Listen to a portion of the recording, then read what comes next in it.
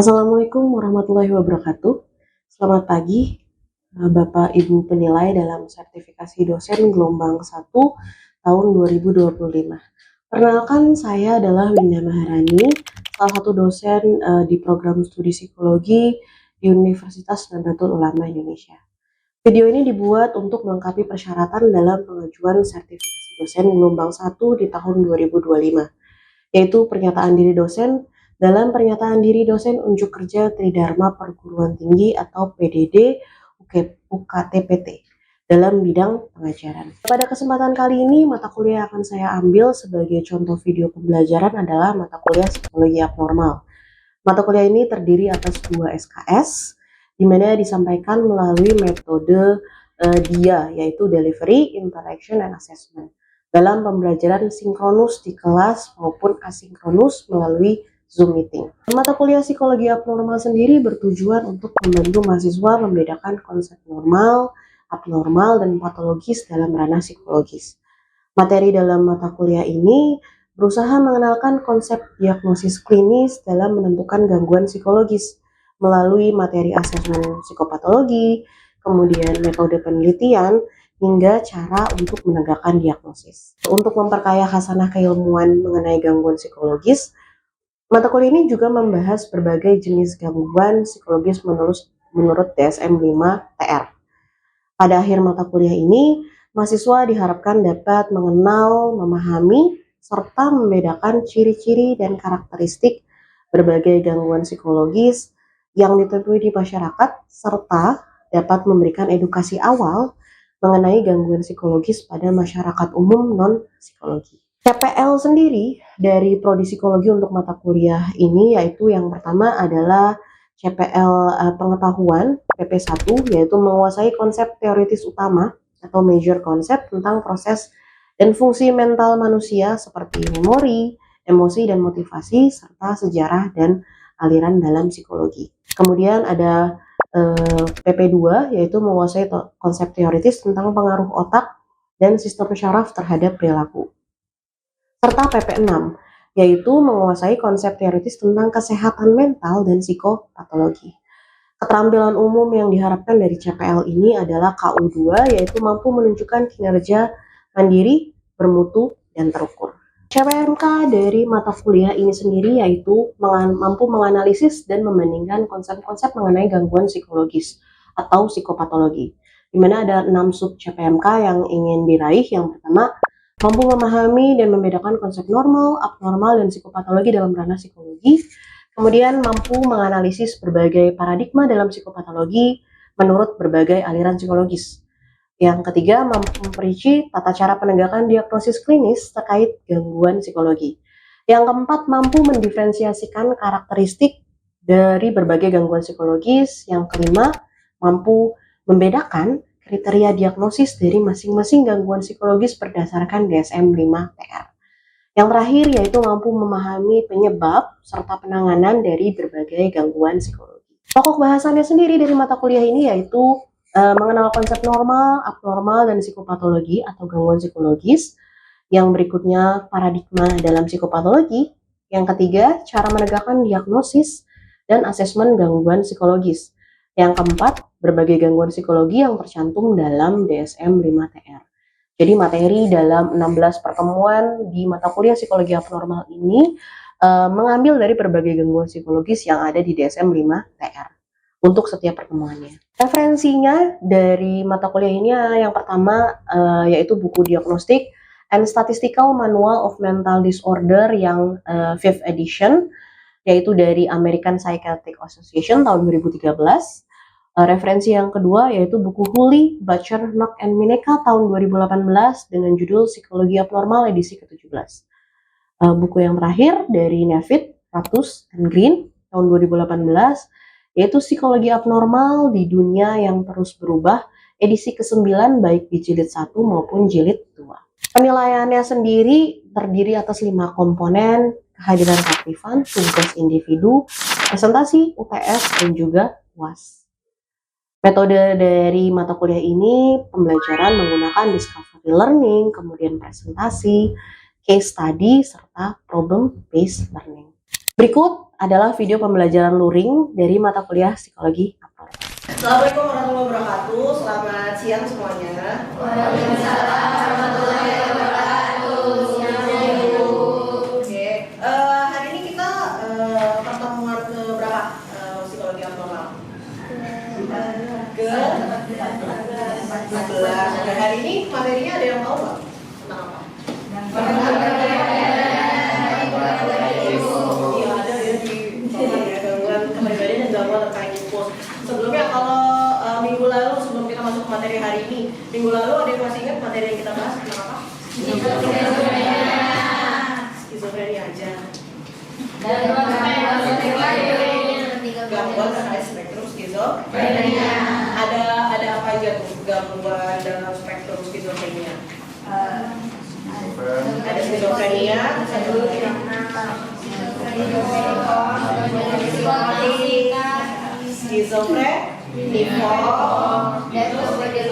gangguan delusional, apa lagi? Gangguan psikotik ringan gitu ya, psikotik disorder. Nah, yang kita pelajarin minggu lalu masih ada hubungannya sama yang minggu ini ya. Gitu. Nanti saya cek gitu ya, teman-teman masih ingat atau enggak sih yang kita pelajarin minggu lalu? Oke, hari ini masuk ke materinya gangguan kepribadian sama gangguan terkait impuls. Yang pertama gangguan kepribadian sendiri. Sebelum saya jelasin, ada yang tahu nggak definisi dari gangguan kepribadian itu apa sih?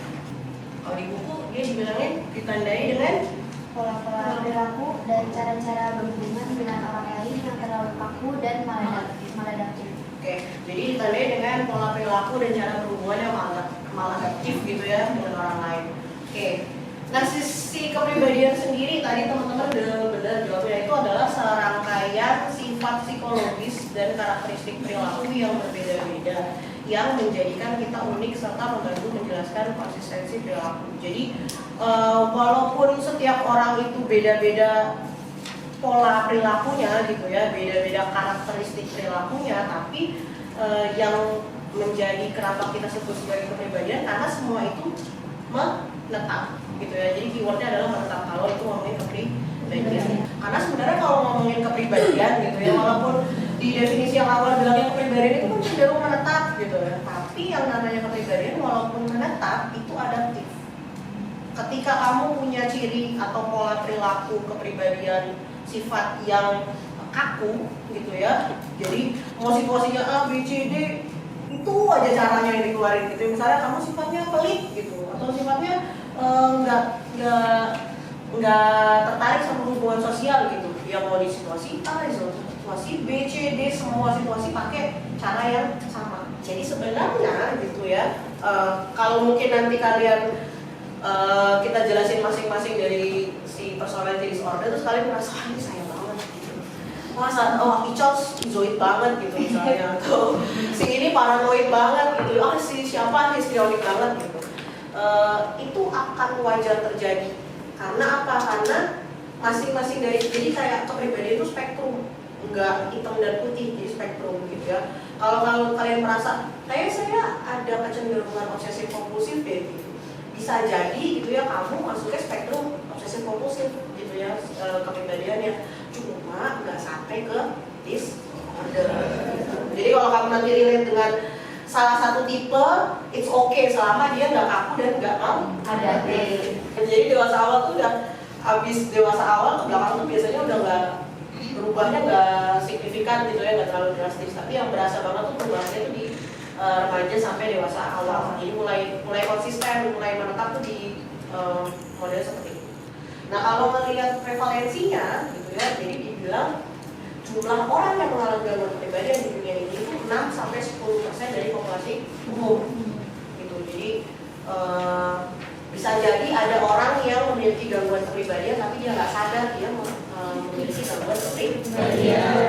Ini sebenarnya yang ciri yang membedakan ya antara si gangguan kepribadian sama gangguan psikologis lain yang kemarin kita udah pelajarin, apa sih, kayak skizofrenia, stres gitu kan, depresi, terus kecemasan, apalagi disosiatif dan segala macam. Mostly semua yang kita pelajari kemarin itu masuk ke sini. Egois. Jadi ketika kamu merasa depresi, kamu merasa depresi itu adalah bagian dari diri kamu kan? kondisi kamu yang kamu rasa ya bisa kita sembuhin gitu kan ke depannya gitu. Tapi kalau si kepribadian, gangguan kepribadian ini maksudnya ke sini. Merasa semua perilaku maladaptif yang kaku gitu dan ekstrim itu adalah bagian dari dirinya. Makanya orang dengan gangguan kepribadian itu 90% tidak merasa dia punya gangguan kepribadian. Jadi pertanyaannya, ada nggak orang yang gangguan kepribadian terus ke psikiater atau ke psikolog? Ada, tapi mostly gara-gara aduan dari sekelilingnya. Untuk dia accept atau dia aware punya gangguan kepribadiannya susah. Apalagi dia harus terapi gitu tuh panjang. Bisa nggak? Bisa, tapi usaha banget gitu ya modelnya. Makanya ini yang membedakan si gangguan kepribadian sama gangguan yang lain tuh di ego, sin, psikologi. Kategori utama gangguan kepribadian ada berapa jenis? Juga klaster apa aja tuh namanya? Karakteristik utama dari si klaster A itu apa? Klaster B? Dramatis, emosional. Kalau yang C apa? Takut. Dari beberapa gangguan kepribadian itu ada ciri-ciri yang sama, ciri utamanya itu sama, makanya dia dimasukin klaster A atau kelompok A, klaster B atau kelompok B, sama klaster C gitu ya. Nah masing-masing klaster tuh ada cirinya sendiri. Kalau yang pertama tuh aneh dan eksentrik, kalau yang B itu perilakunya dramatis, emosional, sama berubah-ubah gitu. Kalau yang C itu sering tampak cemas atau ketakutan. Kalau contoh dari klaster A, gangguan apa aja?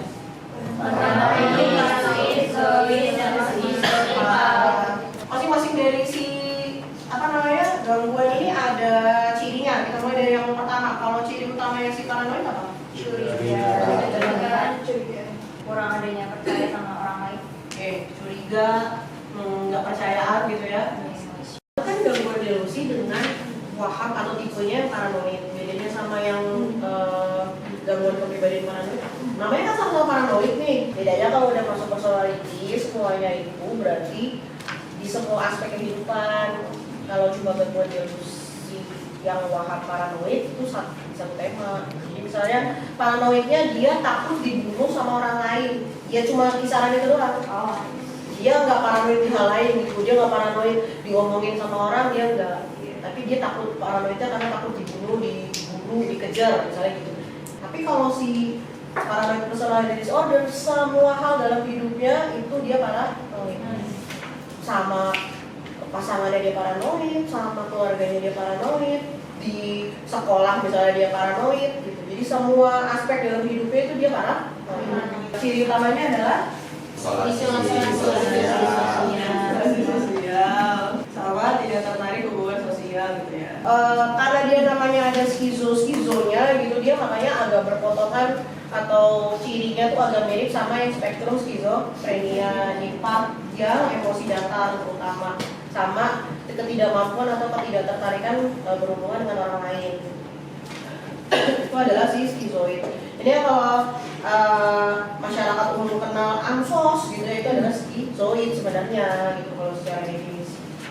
Kalau skizotipe apa? Kepercayaannya aneh, pemikiran sama beliefnya. Nah karena dia asal muasalnya itu udah dari pikiran, makanya karena pikirannya udah rasional, akhirnya si perilaku gitu ya, cara dia bersosialisasi sama orang itu juga menjadi aneh gitu. Makanya dia masuk ke kelompok A, odd dan eccentric ya. Jadi kalau kamu ngelihat ya orang kok aneh banget, tapi kamu nggak yakin dia skizofrenia gitu, karena apa, dari dulu sampai sekarang ya begitu orangnya gitu. Kalau skizofrenia kan ada konsepnya gitu kan, ada fase apa dulu yang kemarin sebelum fase aktif itu namanya fase prodromal, ada fase prodromal, fase aktif sama fase residual. Kalau skizotipal dari dulu sampai dia saat ini itu nggak ada fasenya, ya begitu aja aneh orang gitu ya. Pernah lihat nggak ada orang dengan ciri perbedaan skizotipal? Belum. Dikit, karena prevalensinya dikit di dunia itu gangguan skizotipal. Kalau skizoid agak lebih banyak gitu ya. Antisosialnya kayak apa? Ini kalau orang awam kenal sebagai apa? Kalau kalian baca jenisnya. Jangan tertipu sama namanya ya. Kalau yang kamu bilang tadi introvert, bukan introvert. Yang penyendiri itu lebih ini nih. Tidak bertanggung jawab. Kalau yang ini ciri umumnya di buku definisinya adalah Tidak bertanggung jawab. jadi yang orang kalau di novel di TV bilang si psikopat nih dia gitu. Kalau itu dia masuknya ranah gangguan, dia adalah antisosial personality disorder. Cirinya psikopat yang kalian pahami apa? Gak punya empati. Gak punya empati, terus apa? Gak peduli sama aturan, ya kan? Jadi aturan hukum gitu, membunuh itu gak boleh, tapi dia membunuh aja gitu misalnya. Melanggar aturan, misalnya dia kebut-kebutan itu gak boleh, tapi dia kebut-kebutan aja gitu. Dia makanya dibilang gak peduli sama norma dan aturan di masyarakat. Makanya yang disebut psikopat itu justru yang namanya antisosial. Jadi kalau lu pribadinya antisosial gitu, bukan yang nggak pengen bergaul ya, itu berarti yang kalau nggak pengen bergaul tadi kita udah belajar namanya skizoid. Kalau yang ini justru yang psikopat. Tapi kalau kalian lihat di kelompok B ini semuanya yang menonjol tuh aspek apanya? Aspek emosinya. Yang ini nggak peduli emosi orang ya, bodoh amat orang lain gitu, ini nggak peduli. Kalau yang ini emosinya gimana? Kalau berdasarkan namanya borderline atau gangguan kepribadian ambang, berarti emosinya nggak stabil gitu. Makanya dia ngambang gitu ya, borderline. Kadang sedih banget gitu, kadang dia bisa kayak kesannya kayak depresi gitu ya, tapi juga dia kadang-kadang nggak jelas gitu. Orangnya sendiri nggak bisa mendefinisikan apa yang dia rasakan, itu nggak bisa. Jadi makanya borderline ini paling banyak ya, kasusnya paling banyak terjadi. Dari semua gangguan kepribadian, borderline itu kalau zaman sekarang paling banyak ditemuin. Tapi gitu ya, kalau menurut pengalaman saya itu termasuk yang susah untuk didiagnosis. Kenapa? Karena semuanya ngambang. Sampai akhirnya bisa berapa kali ketemuan gitu ya, mungkin agak panjang sesinya baru kayaknya kemungkinan besar dia borderline si orang ini. Karena apa ya? Yang dia rasakan itu apa? Hampa. Mau ngapa-ngapain itu kayak nggak ada motivasinya. Gitu ya, dia nggak jelas. Melakukan A karena apa? Nggak tahu. Terus dia menjalin hubungan pun nggak bisa mendalam karena apa? Karena untuk bisa kamu berteman, terus berteman dekat itu kan perlu membuka diri gitu kan? Orang berdua nggak bisa. Kalau yang histrionik, ini kan apa? Nah ini histrionik mencari perhatian, campur aja gitu. Jadi semua hal yang dia lakukan itu tujuannya untuk mencari biar orang lain perhatiin dia. Berperilaku A, dia jadi pusat perhatian. Dia berperilaku B, biar orang lain perhatiin. Ini paling gampang sebenarnya ya. Kalau kalian lihat gitu, artis Indonesia ada nih yang punya ciri kepribadian histrionik personality disorder siapa? Dia pinter banget. Jadi kalau kalian lupa histrionik yang mana sih, kalian ingat aja musik yang kita bisa, ya kan? Semua yang dia lakukan harus bombastis. Punya masalah sama anaknya, se-Indonesia harus tahu gitu kan. Punya orang lain punya masalah, dia harus ikutan komen, ya enggak? Biar apa? Jadi kayak nembeng aja gitu, ada isu A, dia komen gitu. Iya, coba dulu 3 tahun yang lalu, kayaknya sebenarnya relevan atau enggak, yang penting dia komen aja. Biar videonya viral gitu. Tujuannya apa? Biar mendapatkan perhatian. Tipikalnya gitu. Itu histrionik. Dia paling gampang sebenarnya yang dibedain dibanding borderline atau antisosial gitu. Oke, kalau yang terakhir narsistik, wah ini yang banyak FYP nih di TikTok nih. NPD apa? Kalau yang kalian pahami atau di buku, ciri utamanya Haus validasi. haus validasi. Superior itu mengarah kepada satu hal. Orang itu makanya karena dia pusat semesta, berarti dia cirinya atau karakteristiknya seperti apa? Tadi yang disebutnya haus pujian, validasi. Tapi lucunya orang dengan NPD biasanya in real life ya, mereka justru orang-orang yang achievementnya bagus. Jadi dia tuh gak pernah mau kalah sama orang lain. Ambisiusnya ada gitu. Kenapa? Karena dia harus jadi yang paling baik. Dia harus jadi yang paling oke. Kalau posisinya dia udah tinggi, dia bisa ngatur orang lain di bawahnya gitu kan. Makanya kenapa NPD in real life itu justru orang-orang yang punya kedudukan tinggi. Sebenarnya ya, yang semua kelompok B ini itu cirinya tuh ngarahnya ke manipulatif. Karena kan yang dimainin sama dia adalah emosional orang Sagittarius. Yang ini manipulatif. Jadi kayak dia ngerasa paling benar gitu ya. Yang borderline dia ngerasa dia ini playing victim itu yang ini. Yang paling playing victim itu borderline. Kalau histrionik, wah ini dia harus jadi center of attention gitu ya. Kalau udah jadi pusat perhatian yang paling keren, dia bisa manipulasi sekitarnya. Boleh narsisistik, biar apa? Biar orang lain ikut maunya dia. Jadi empat-empatnya ini punya ciri manipulatif sebenarnya. Kalau yang contohnya tadi memang perilaku menghindar jatuhnya, avoidance aja. Tapi kalau dia masuk ke personality disorder berarti apa? Ciri utamanya dalam semua aspek. MBD udah. Yang satu semuanya dipuja, yang satu gimana ya, aku nggak bisa tanpa kamu, kamu sama kamu bodoh kamu. Langgeng tuh, Katanya kalau kamu lihat, kok ada pasangan salah satunya MBD, tapi yang satunya aku betah ya, bisa jadi dia ini loh. Dependen. Ya, kalau kayak kemarin gangguan disfungsi seksual gitu ada masokis, ada sadism, sepasang kan itu ya. Gangguan kepribadian mau dipasangin dalam hubungan romantis. Nah ini nih paling cocok sama nggak sih? Yang satu kan sebenarnya dipuja-puji gitu ya, menjadi pusat semesta. Sedangkan yang satu memang menggantungkan diri pada orang lain. Iya, langgeng.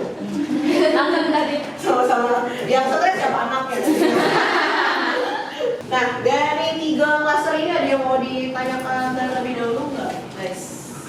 Ibu izin bertanya. Jadi kan Ibu bilang katanya kalau orang dengan gangguan bisa sembuh itu kalau orang itu bisa accept atau menerima soal gangguan itu.